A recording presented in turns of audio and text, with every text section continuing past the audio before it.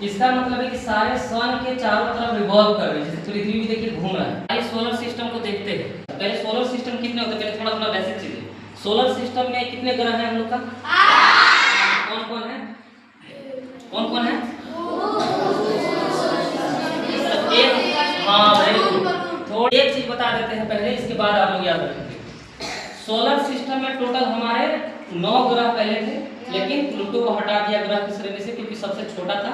अभी 8 माना जाता है। तो देखिए याद करने का तरीका था, उसके लिए बताया था हम ऐसे करके थोड़ा लिख लें, यहाँ से नोट कर लें, बड़ा बड़ा लिख देते हैं ताकि आपको समझ में आएगा। My very educated mother just shown us 9 planet।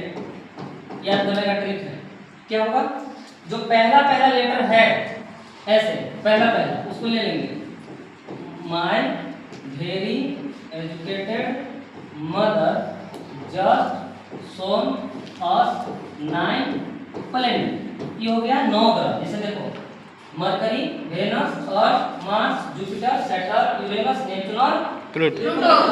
Pluto को श्रेणी से हटा दिया गया है, तो मान के चलते हैं पी पर प्लैनेट ले लेते हैं। दैट मींस कि Mercury, Venus, Earth, Mars, Jupiter, Saturn, Uranus, Neptune और ये सब प्लैनेट।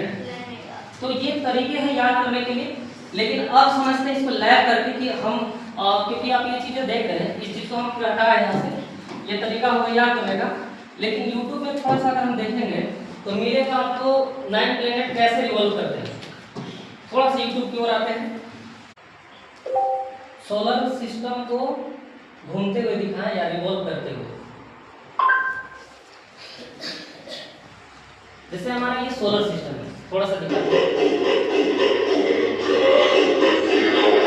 इतना समझ में आ रहा है कि सोलर सिस्टम जो सन जो है हमारा मुखिया, वो बीच में ऐसे सेंटर में खड़ा है और जितने भी ग्रह हैं मार्स ये सब चीजें उसके चारों तरफ घूम रहे हैं। जैसे देखिए ये बीच में सन है, चला गया वीडियो में, लेकिन बीच में ऐसे सन होगा।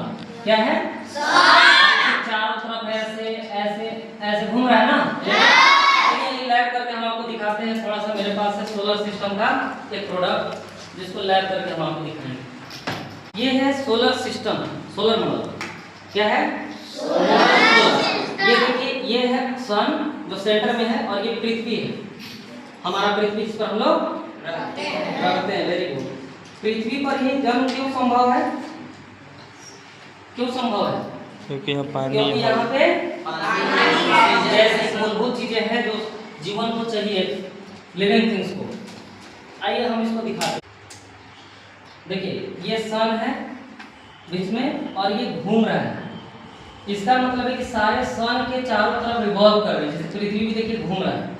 ये मरकरी है जो नजदीक जो हम बताए थे उस सीरीज में बताए थे, mercury, Venus, Earth, Mars, Jupiter, Saturn, Uranus और नेपच्यून। तो उसी तरह से कि हमारा तीसरा ग्रह होता है पृथ्वी, मरकरी, वेनस, अर्थ। हम लोग तीसरा ग्रह है ना। देखिए ऐसी है सन ऐसे घूम रहा है, एक दूसरे कोई टकरा नहीं रहा है, सब किसके घूम रहे हैं? चारों तरफ, सन के चारों तरफ घूम रहे हैं।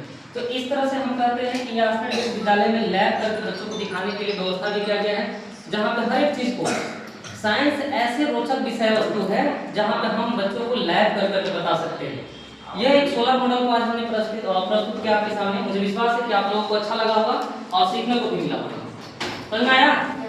तो अगली क्लास में हम आपको बताएंगे कि मरकरी, वेनस और एक दूसरे से दूरी कितना है, सन से कितना दूर है, और एक दूसरे जो पड़ोसी ग्रह है नेबर प्लैनेट उससे भी कितनी दूरी है, और उसकी क्या क्या क्वालिटी है। जैसे कि वेनस, अर्थ, मार्स, जुपिटर के अलग अलग भी क्वालिटी है, उसको नेक्स्ट क्लास में हम आपको डिस्क्राइब करेंगे। लेकिन अभी आपको क्लास में कैसा लगा, आपको समझ में आया? बहुत बहुत धन्यवाद। Thank you.